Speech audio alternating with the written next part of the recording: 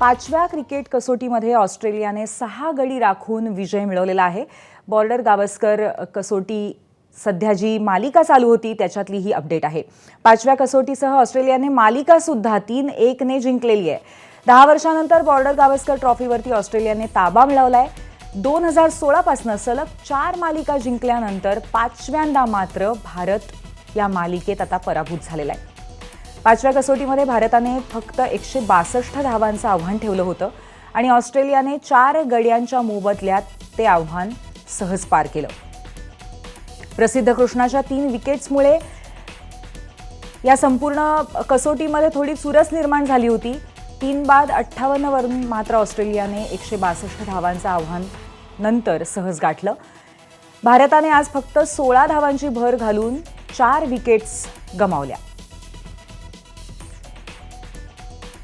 तर अशा पद्धतीने बॉर्डर गावस्कर ट्रॉफी यावेळेला भारत हरलेला आहे। 10 वर्षांनंतर भारताकडे हार या संपूर्ण मालिकेमध्ये आलेली आहे। गेली 10 वर्ष भारताने आपलं वर्चस्व गाजवलेलं होतं ऑस्ट्रेलियाच्या मैदानावरती, परंतु यावर्षी मात्र पहिल्या 5 कसोटीमध्ये पहिली कसोटी वगळता त्यानंतर भारताचा एकंदरीतच जो परफॉर्मन्स होता तो फारच निराशाजनक राहिलेला होता आणि खास करून यामध्ये बोट ठेवण्यात आलं ते आपल्या अनुभवी फलंदाजांवरती, म्हणजेच विराट कोहली, रोहित शर्मा यांच्या बाबतीमध्ये सातत्याने टीका झालेली आहे।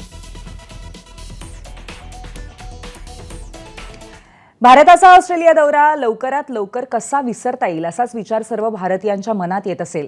या दौऱ्यामध्ये भारतावरती 3-1 ने दारुण पराभव झालाय। बघूया भारतावरती ओढलेल्या नामुष्की ग्राफिक्सच्या माध्यमातून।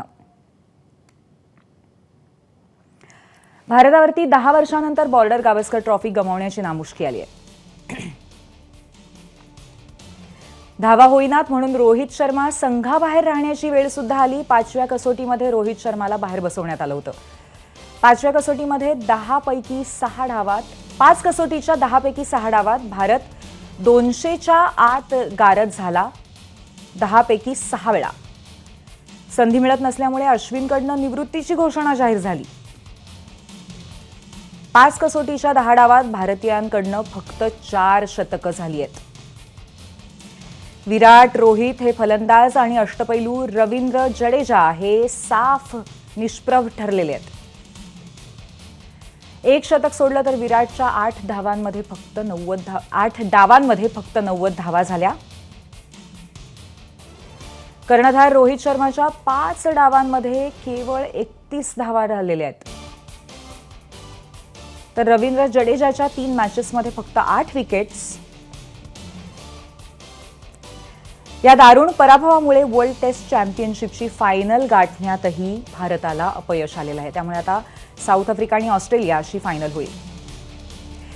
या संदर्भात आपण अधिक माहिती घेऊया। आपल्यासोबत आपले प्रतिनिधी विजय साळवी आहेत। विजय, अत्यंत दुर्दैवी असा हा पराभव आहे आणि त्यामुळे आता भारताच्या संघासमोर सुद्धा अनेक प्रश्न आहेत। विजय, पूर्वी एक गोष्ट याच्यात आपल्याला लक्षात घ्यायला हवी की भारतासमोर जी आव्हानं आहेत त्या आव्हानांच्या किंवा ज्या समस्या आहेत त्या सोडवण्यासाठी आपल्यासाठी आणखी बराच वेळ आहे। याच्या पुढची मालिका ही साधारण जून-जुलै महिन्यात आहे कसोटी क्रिकेटची आणि त्याची कारणं आपल्याला पहिल्यांदा एक लक्षात घ्यायला पाहिजे। होय, आपण हरलो, अतिशय वाईट हरलो। न्यूझीलंड पाठोपाठ म्हणजे न्यूझीलंड समोर आपण मायदेशात हरलो आणि ऑस्ट्रेलिया समोर आउट हरलो। पण याची कारणं काय आहेत तर आपल्याला एक लक्षात घ्यायला हवं की आता आधीसारखे कसोटी क्रिकेटवर पोचलेले फलंदाज आपल्याकडे नाहीये जे तिन्ही फॉर्मॅट्समध्ये परफॉर्म करू शकतात। आत्ताच्या क्रिकेटमध्ये आपल्याला जे फलंदाज मिळत आहेत हे 2020 क्रिकेटवर पोचलेले तिन्ही फॉर्मॅटमध्ये खेळणारे फलंदाज आहेत। दुसरी गोष्ट, ज्यांनी आपल्याला भारतीय क्रिकेटला गेल्या काही वर्षांमध्ये मोठं नाव, मोठा लौकिक मिळवून दिला ते आता निवृत्तीच्या उंबरठ्यावर आहेत। मग तो विराट कोहली असेल किंवा रोहित शर्मा असेल। जसप्रीत बुमराह सारखा एकच गोलंदाज आहे त्याला प्रतिस्पर्धी घाबरतात। अशा परिस्थितीत जी आव्हानं आली आहेत आपल्यासमोर त्या आव्हानांचा किंवा त्या समस्यांना सोडवण्यासाठी जर प्रयत्न करण्यात आले तर मला वाटतं पुन्हा चांगले दिवस येऊ शकतील। पूर्वी धन्यवाद विजय आपण दिलेल्या या माहितीबद्दल। तर आता आपण पाहतोय की बॉर्डर गावस्कर सिरीजमध्ये मालिकेमध्ये भारताचा पराभव झालेला आहे। 10 वर्षानंतर हा पराभव झाला आणि त्यामुळे आता भारताच्या कसोटी संघासमोर काही प्रश्न आहेत.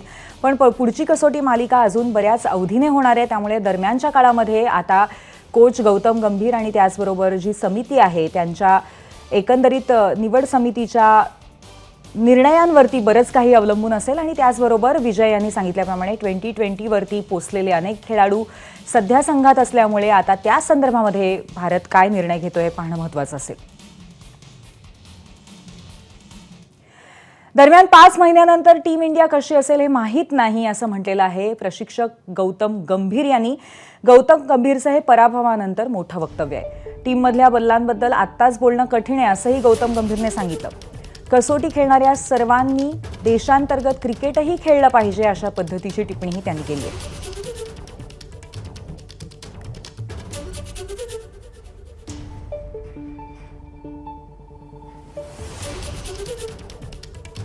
एक महत्त्वाचं विधान केलेलं आहे गौतम गंभीर यांनी. 5 महिन्यानंतर भारताची टीम कशी असेल हे माहीत नाही असं त्यांनी अधोरेखित केलंय.